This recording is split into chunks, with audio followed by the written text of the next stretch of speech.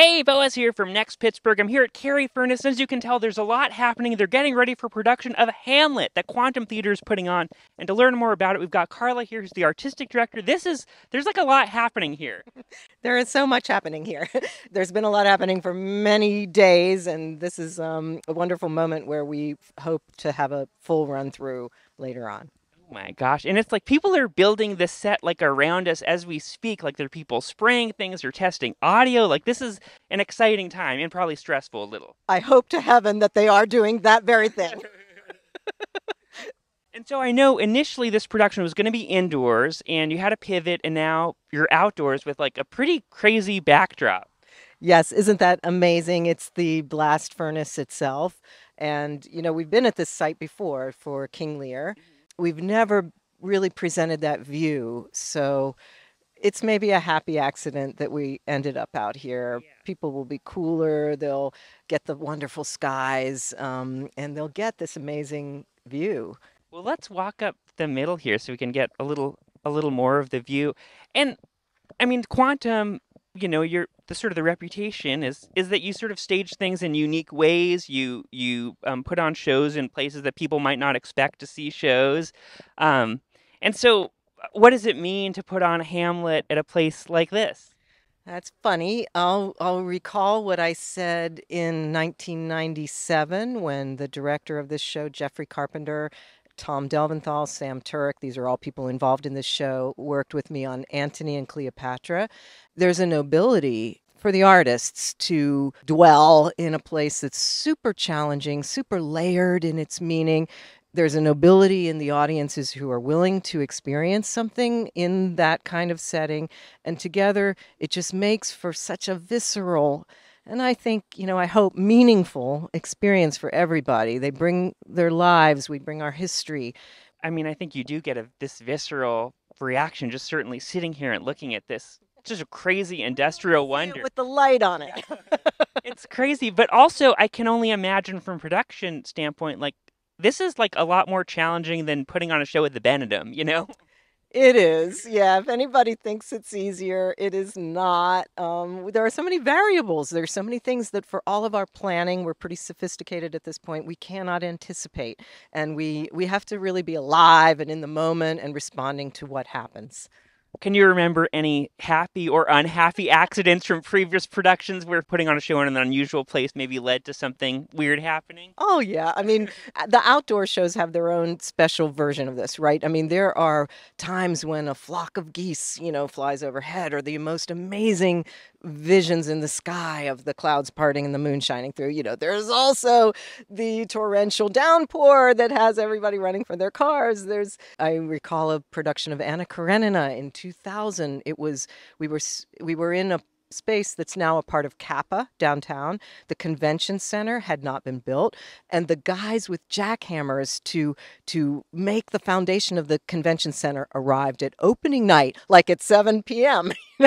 So that happened, and we shut all the windows because we needed to hear Anna Karenina. I mean, you name it, it's happened, and I think people trade their war stories of quantum theater because, for every one of those, you also have some remarkable thing that only happened that time you were there, right?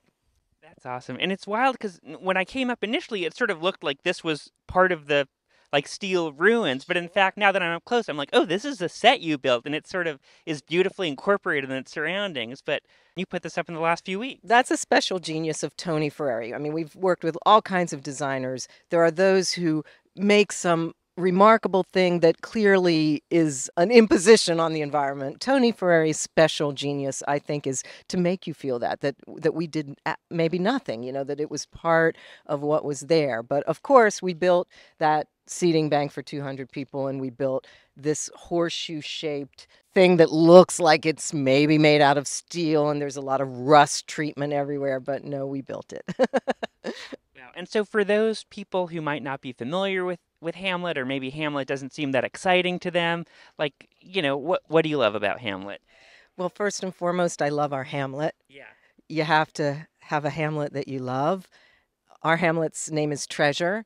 She's a transgendered person who brought the deepest most amazing reading of Hamlet. We had no idea to cast a transgendered person as Hamlet, but there were no others once we heard her. And it's her own personal journey that's connecting to the journey of that character, facing an order that is clinging to power, trying to slough over some wrongs.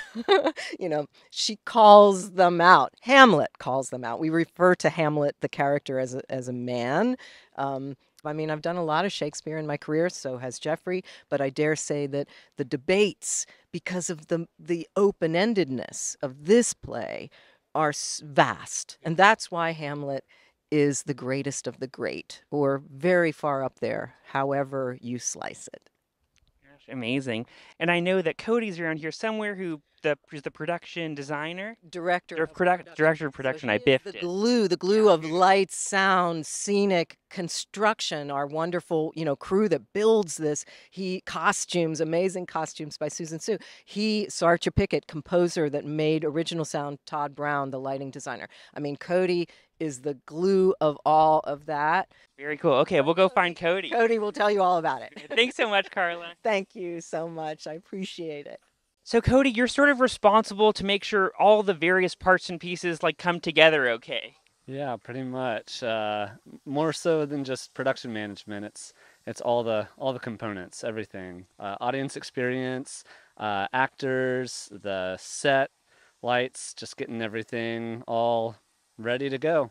Putting a show on in an industrial space like this, like what are some of those challenges that have sort of presented themselves here at Carrie Furnace? Oh my gosh. I mean, it's such a beautiful space. Challenges are just, working with the environment, working with the weather always with any outdoor event.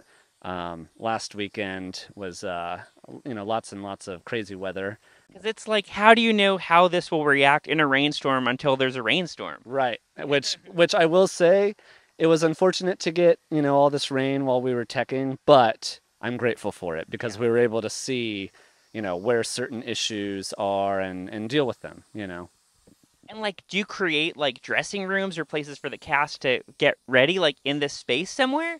We built dressing rooms, we built changing booths, wardrobe storage, bringing in power, getting generators and stuff, because this is a totally raw space. There's nothing here for us, so we have to bring it all in. Gosh, well, thanks so much, Cody, and good luck with this final prep, and I'm sure it'll be a great show. Yeah, I'm really excited to see it as well.